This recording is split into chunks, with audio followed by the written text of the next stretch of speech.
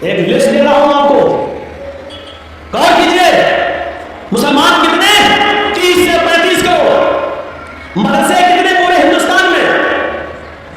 50 लाख, 4.5 लाख, 4 से 4.5 लाख। उलमा कितने? 50 लाख से ज्यादा। इतने मदरसे, इतने उलमा, इतनी बड़ी तादाद मुसलमानों की। मस्जिदें भी मेरे भाइयों मदरसों से कम नहीं, 5 से 6 लाख मस्जिदें पूरे हिंदुस्तान के अंदर। लेकिन नमाजियों की तादाद अगर आप गौर करेंगे तो सिर्फ 2%। मस्जिदों में नमाज पढ़ने वालों की संख्या 2%। 100 में सिर्फ 2 आदमी, 2 मुसलमान। गौर करें, 30 से 35 करोड़ मुसलमान, 4 से 4.5 लाख मदरसे, 5 से 6 लाख मस्जिदें, 50 से 60 लाख उलमा। इतनी बड़ी तादाद के होने के बावजूद मस्जिदों में नमाज पढ़ने वालों का परसेंट 2%, जुमे में 5%, ईद और बकरीद रमजान में 10%।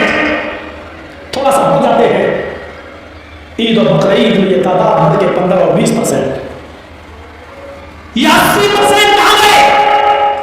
और 5 वक्त होने वाली नमाज में 98% मुसलमान कहां? ये मुहासिबा कौन करेगा? ये हिसाब कौन करेगा? तुम अपने बच्चों से उनकी पढ़ाई लिखाई का हिसाब नहीं कर पाते हो, नमाज और रोजे का हिसाब क्या करोगे? अल्लाह के रसूल ने हिसाब किताब बताया था, जब तुम्हारा बच्चा 7 साल का हो तो नमाज पढ़ने का हुक्म दो। ना पढ़े कोई बात नहीं, कभी पढ़ेगा कभी छोड़ेगा, लेकिन 10 साल का हो तो मार मार के नमाज पढ़ने ले जाओ। अगर नहीं पढ़ता तो मारो। नबी ने तरीका बताया था, नमाज पढ़ने के लिए आदत बनवाई थी और 10 साल के बाद मारने का हुक्म दिया था। लेकिन जब बाप ही नमाज नहीं पढ़ता तो वो अपने बच्चे को क्या मारेगा? हम तसव्वुर करें, गुस्सा आता है। मैं ये नहीं कहूंगा कि गुस्सा नहीं आना चाहिए, गुस्सा जिंदों को आता है, मुर्दों को नहीं। गुस्सा जिंदों को आता है, मुर्दों को नहीं। मैं बिल्कुल नहीं कहूंगा कि तुम्हें गुस्सा नहीं आना चाहिए, गुस्सा आना चाहिए, लेकिन गुस्सा कब आना चाहिए? कब? जब कोई जय श्री राम का नारा लगाए तो उसके जवाब में तुम अल्लाहू अकबर का नहीं। गुस्सा तब आना चाहिए जब आप अपने बेटे के हाथ में शराब की बोतल देखें। गुस्सा तब आना चाहिए जब रात के 12 बजे आपकी जवान बेटी बिस्तर पर लिहाज और रजाई के अंदर मोबाइल चला रही है और फेसबुक चला रही है, एंड्रॉइड मोबाइल इस्तेमाल कर रही है। आपको गुस्सा आना चाहिए। आपको गुस्सा आना चाहिए कि आपकी बीवी पूरे दिन बाजार में शॉपिंग करती रही और शाम को घर आई। आपको गुस्सा आना चाहिए कि बेपर्दगी के साथ वो घर से निकली तो किसकी इजाजत लेके गई।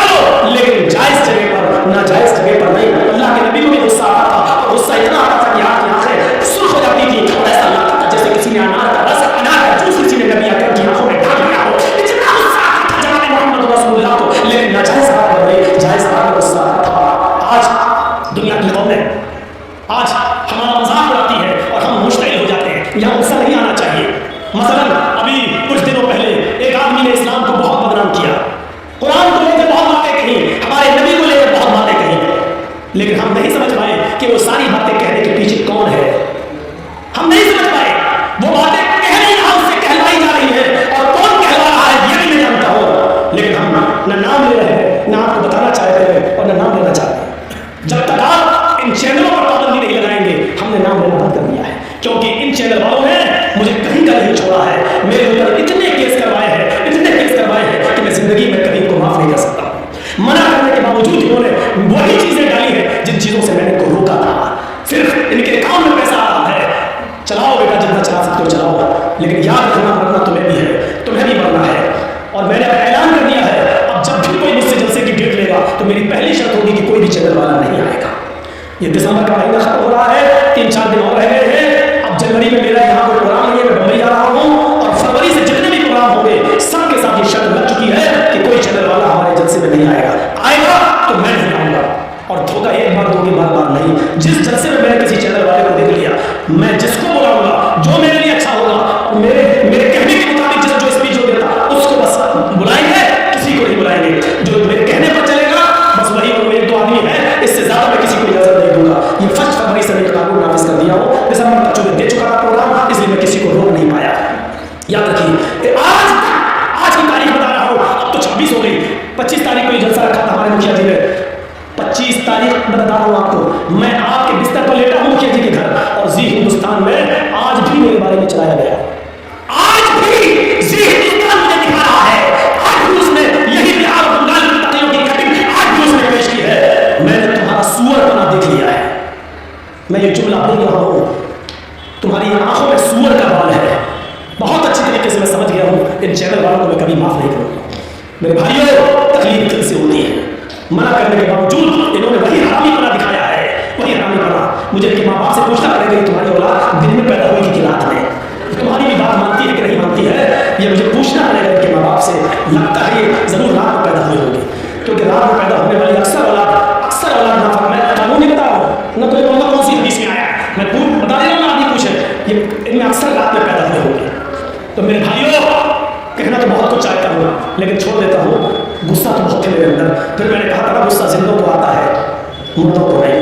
मेरी इस बात को याद रखना। लेकिन वो गुस्सा अगर आया तो मेरा नाजायज गुस्सा हो जाएगा, उतना हमें नहीं बोलना था, इसलिए हम रोक रहे हैं अपने आप। चलिए 1 फरवरी से तो खुद ही रुक जाओगे।